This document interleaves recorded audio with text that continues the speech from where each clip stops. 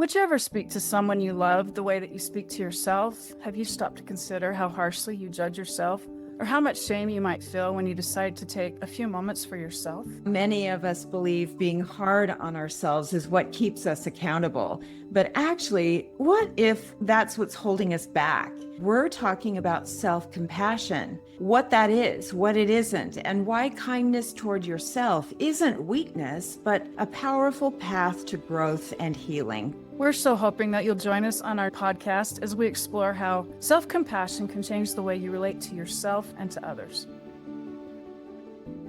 Have you ever longed to be able to talk about values and morals or faith and spirituality without feeling judged?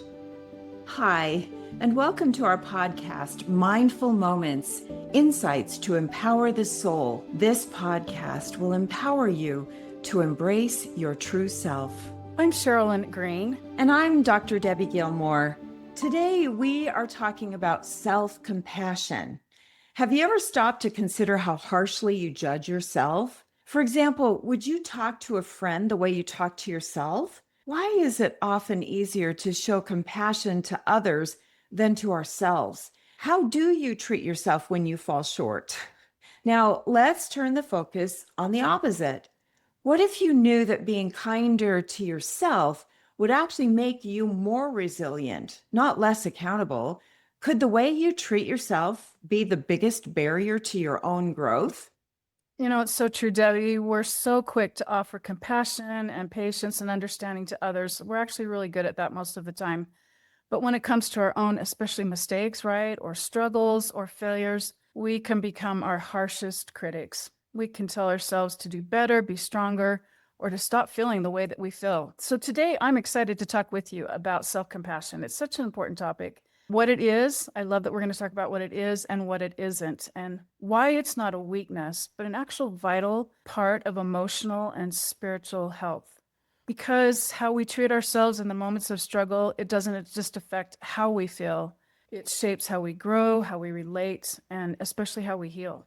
Yeah, just a minute ago, you talked about making a mistake. It's so interesting what happens in our brain, Sharilyn. When you said that, I was thinking, yeah, when I make a mistake, I'm almost stunted. I stop. My mind goes, oh, and that's all I can think about in that moment. And so in that moment, we might be harsh on ourselves, especially if we have a high standard. So I'm so glad you brought that up. Mistakes are normal. It's a normal part of our world. So what I'd like to do, often when we bring up this topic, self-compassion, people say, what is that? Well, let's talk about the difference between self-compassion and compassion. Compassion is not what we offer, but who receives it. That's the difference. It's that distinction that matters more than we realize. Compassion is actually the ability to notice suffering in others. Sharilyn, I see you do this all the time. You are quick to pick up on others' pain. And I know that you feel moved by it. You're an example of what it means to feel compelled to be with someone. But that compassion and your desire to help or alleviate it is so obvious to me. But this involves an awareness of another's pain and emotional resonance, which is just another way to describe empathy, really. Compassion is seeing that someone is in pain, doing something about it. Empathy is feeling with someone. It involves a response of care, of mercy, or action. So compassion turns us outward, right? It's relational and other focused. It's foundational to healthy families, healthy communities, and faith traditions. So compassion compels us to do something about someone else's suffering. And I hope that makes sense. We're saying we go outside of ourselves. Now, if we were to turn that to self-compassion, it's the ability to notice our own suffering. That's hard. That's when we have to say, yes, I'm in pain, and respond with the same level of care, patience, and kindness that we would offer someone we love. Self-compassion involves acknowledging our pain without minimizing or exaggerating it, really. It means treating ourselves with kindness rather than judgment, and remembering that the struggle is normal and a very real part of being human, not a personal failure. Yeah, as you're talking, I'm thinking about there is kind of a message that we should live life mistake free, right? I don't know where that comes along the way, but there is sometimes that sense in us that we should be able to just live life without making mistakes. And you point out so well what happens when we make a mistake. And also, I'm thinking about, I just wonder what creates compassion in people. And I'm curious what you think, Debbie. I'm so glad Ability. you brought that question. Yes, because I brought up you as I observe you, who I really believe is a beautiful servant, minister of others. And I'm inspired by that. I take notes of that. I notice when people offer, and this isn't just saying, oh, that's so sad. It's when I see you act on it. That's the compelling thing for me. I learned compassion throughout my life by seeing the beauty in others when they offer it. Yeah, I was thinking that too. We grow up as children watching it modeled in our homes. We watch others. I was just thinking, yeah, how does this develop in us? Because it's so beautiful when it does. So now we want to talk about self-compassion, right? You talked about compassion and how that looks outward at people. So self-compassion, of course, would be turning that compassion inward critically, as we said, in moments of failure, weakness, or shame. Shame, especially, that's a really difficult place to be in life. And so a place where compassion shows up and really makes a difference. Let's talk about that shame. Yeah. Shame is going inward in a different way. Shame is shrinking, it's going to that dark place to hide. And what you're talking about is going inward, but acknowledging. And I want you to keep going, but what I wanted to do is just pause on that term shame, because that truly is an evaluation of our worthiness to even acknowledge that we're in pain. Yeah. And I love that you said we often hide when we're in shame too. Yeah.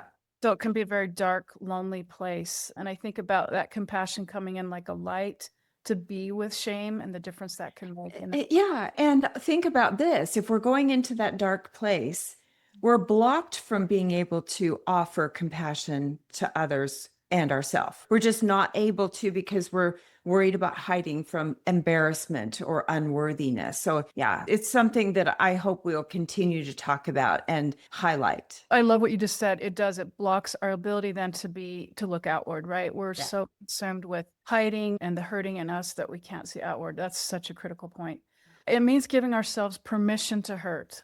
I say I love that too, because we don't often do that, do we? In fact, Right. we're afraid sometimes of the emotions that come when we hurt. We might feel selfish, Mhm. right? If we say, oh, I'm hurting, and then that victim mode that people like to say, oh, you're in victim mode. No, this isn't about that at all. Yeah, right. It's about acknowledging the hurt. It's okay to say, I'm hurting. Yeah. And then allowing that moment of acknowledgement to serve as medicine for our soul. So self compassion involves treating yourself with the same kindness and concern and support. I love this, that you'd show to a good friend. That's where we show up best, isn't it? Usually with a good friend. And so with self compassion, we give ourselves that same kind of kindness and care that we would give to a good friend. So it's important to understand why the difference matters. A lot of people are deeply compassionate towards others, but again, less sensitive and even harsh with themselves. Oh, I love this point. You just made me think of this, that sometimes it feels prideful, right? To be compassionate for ourselves, Yep. worry that we're not going to be humble or responsible. I've actually seen that in myself sometimes and other people. And so that's a way too that we block that ability to show self-compassion, as we're worried about not being humble enough or responsible enough. We do know, Debbie, that research shows us and lived experience that compassion without self-compassion leads to some really difficult things. It leads to burnout, resentment, and emotional exhaustion. And so self-compassion provides the emotional safety that we need to sustain compassion for others. Just like you said, when we aren't able to offer that to ourselves, it's impossible to offer it to others. And that's actually heartbreaking. It truly is. You know, I have a lot of friends in my age group that are now caregivers to either their parents or their spouse. And caregiver burnout happens when self compassion is missing. So, what you just talked about, this emotional exhaustion that happens because we don't acknowledge or feel guilty acknowledging our own pain. Yeah. And you said self compassion offers that emotional safety needed to sustain it for others. So, it's goes two ways. Yeah. So I'm glad you brought that part out, the burnout and resentment that can happen. In other words, self compassion is not a replacement for compassion. Notice it's a companion, it's what makes compassion sustainable. So self criticism asks, well, what's wrong with me? Self compassion asks, what do I need? Beating ourselves up doesn't get us anywhere. Compassionate self correction does. So let's make this simpler, Sharilyn. I think it would be helpful to say, what does compassion say? Your suffering matters to someone else, right? Self compassion says, my suffering matters too. Doesn't mean my suffering matters more, right? And so when both are present, then care flows freely. And we actually cultivate a better ability of self-reliance and resilience to prepare us to be able to help with others without depletion, shame, there it is again, or collapse or paralysis. In the literature that you brought up, it's mostly defined in the research using Dr. Kristen Neff's 3-component model. Love following her work. She's been doing this for years, decades now. 3 things that she points out. First, self-kindness rather than self-judgment. Okay. Number 2 is common humanity rather than isolation. And isolation is so damaging. Isolation is a partner of shame. Shame is a partner of isolation. And then third, mindful awareness rather than over identification with distress. So self-kindness, common humanity, and mindful awareness. So self-compassion is distinct from self-esteem. Now, that's a word that I have spent a lot of years studying versus self-worth. While self-esteem often depends on evaluation and comparison, self-compassion is non-contingent, which means it doesn't require success or superiority to be present. So now what we're doing is we're sifting through and suggesting having self-compassion isn't conceit or selfishness. We like to suggest actually that self-compassion reinforces self-worth, the value of us, our divine identity. I like to throw that in there, and highlights our own true value. Wow, I'm thinking of the word balance as you're talking about all this. It really is a beautiful balance between all of these things, right? And I see people who have that beautiful balance, and there's a confidence and a general well-being that shines in them when that balance is being hit. Yeah. So let me ask you this. Do you think that that balance just is a coincidence of life? Do you think that it just sort of happens? No, probably not. I mean, people are definitely blessed with different gifts, right? To be able to do that, different ways of it being modeled in their lives, but there's some intention to it, right? And I love Absolutely. Yeah. When I look at you, I know you have a gift of offering compassion, but it does need to be cultivated. And that's why this information that we're sharing today, write it down when something stands out to you. Write it down and cultivate it within yourself, because we start with a base of an ability to see others' pain, but then expand that and become more aware. So anyway, Well, thank you. Thanks for your kind words. And I love the word practice too. I love that we can practice this Yep. with intention. So to continue in this kind of balanced approach you're talking about, self-compassion is distinct from self-indulgence. That's another direction it can head, right? Or avoidance. So we're talking about all these different ways that it can kind of hijack into things that aren't healthy. And so multiple studies will show that individuals that are high in self-compassion, they're actually less prone to shame. And they're more likely to be accountable and to take responsibility for mistakes, which makes sense to me, right? When you're feeling shame, it's so difficult. It's too painful to take accountability and responsibility. You're too fragile to do that. And so it's a synergy. When you have more self-compassion, you have less shame, which gives you the ability to be more accountable and responsible.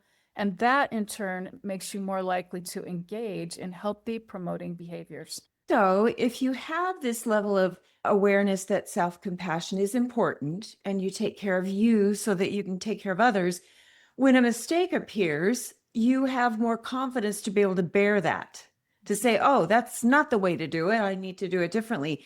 But there's no room for mistakes when we have to make sure everyone's okay. That mistake is horrific. It might be bigger than it needs to be. What we're doing today is we're highlighting the danger of shame, the danger of making mistakes so highly important that we need to avoid them.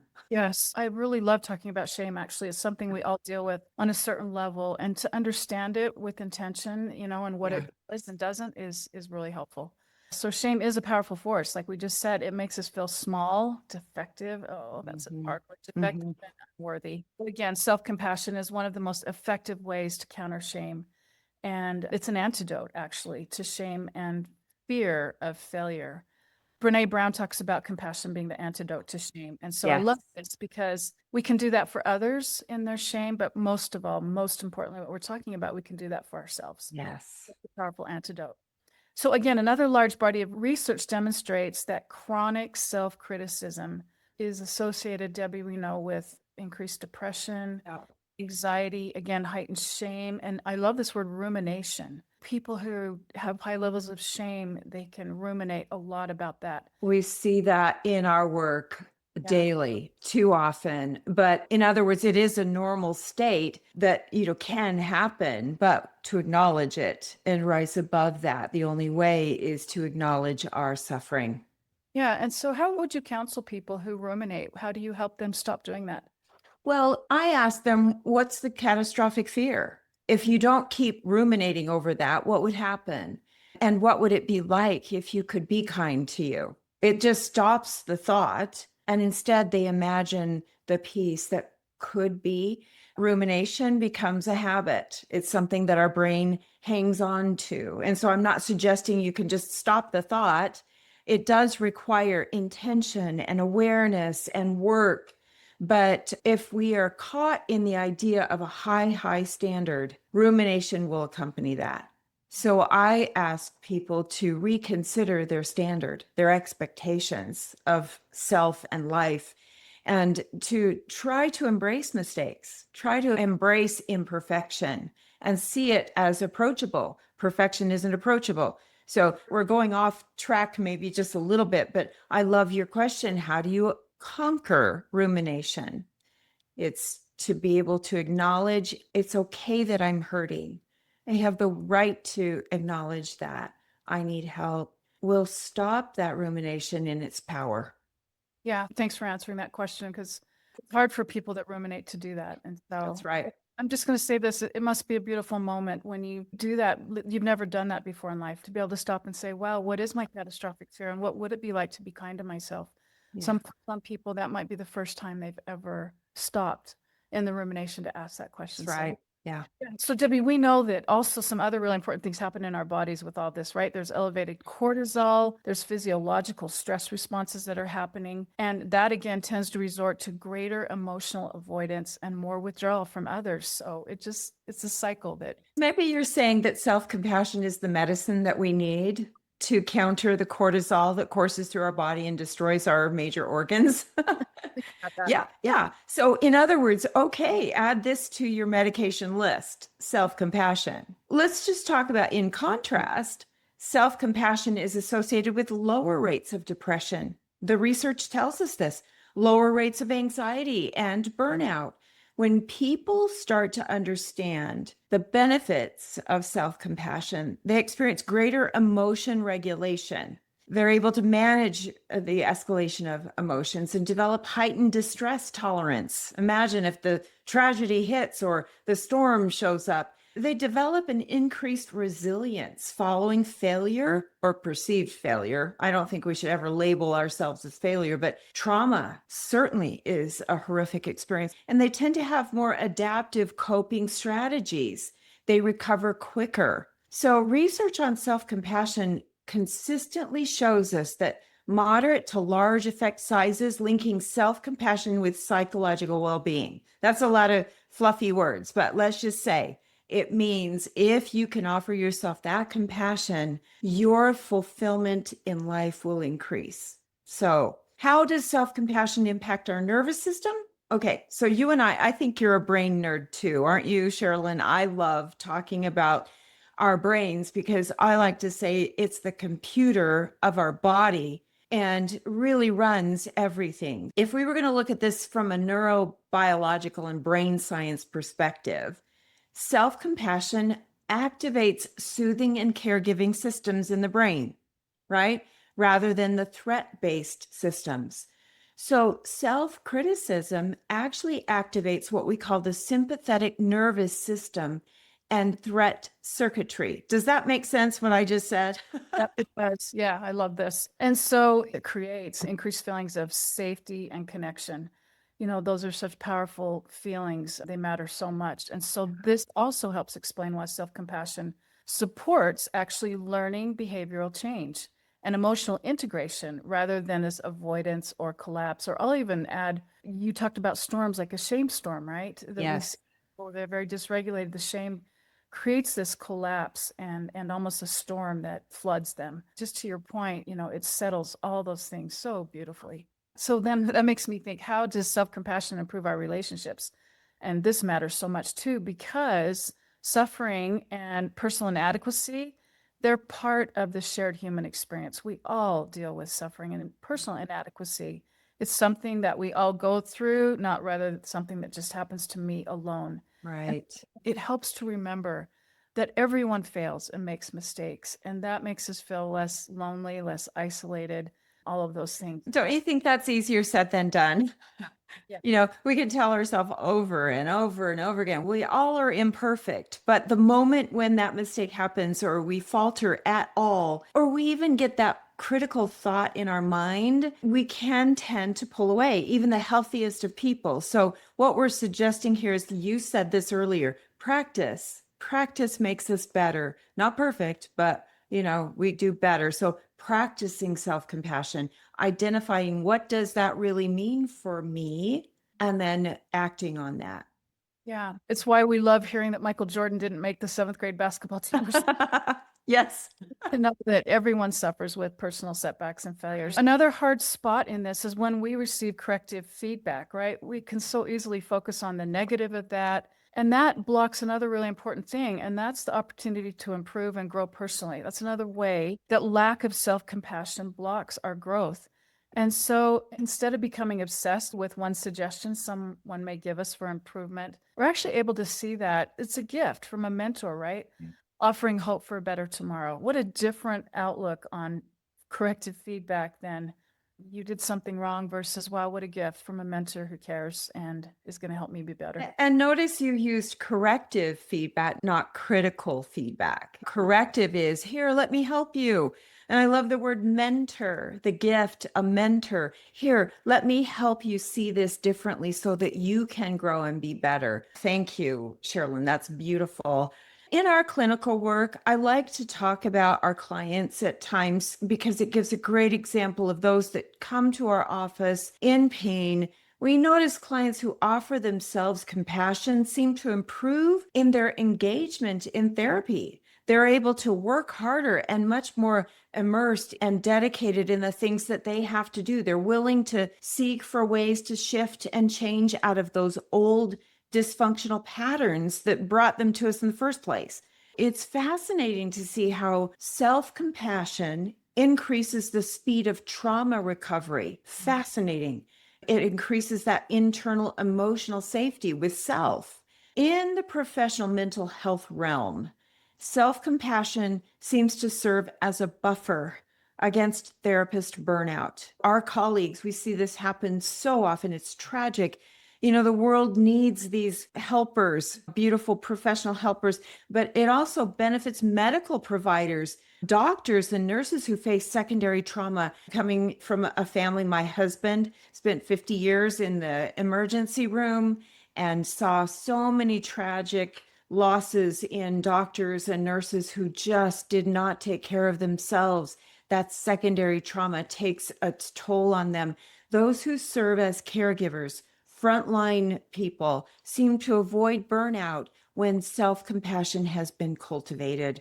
So relationally, you and I, Sharilyn, are all about relationships. We're relationship experts. Relationally, individuals with higher self-compassion behaviors demonstrate lower defensiveness during conflict. When it gets hard, when it gets tense, they have the ability to be more accountable and are motivated to repair their relationships, those behaviors that offer humility and compassion toward the other when they have done that for themselves, and increased capacity to express empathy toward their partner and family members. This supports the view that intrapersonal compassion, that's between, directly influences interpersonal functioning.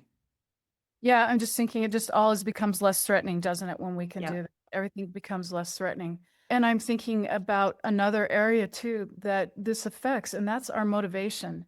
No, I notice that too when there's a lack of self-compassion in myself or in others, you become paralyzed and kind of stuck. It's not indulgent or weak to have self-compassion. It's actually rooted in the belief that we actually can't achieve our goals if we're not kind to ourselves. So there's a direct correlation between self-compassion and the motivation we need in life to grow and to change and to just get things done.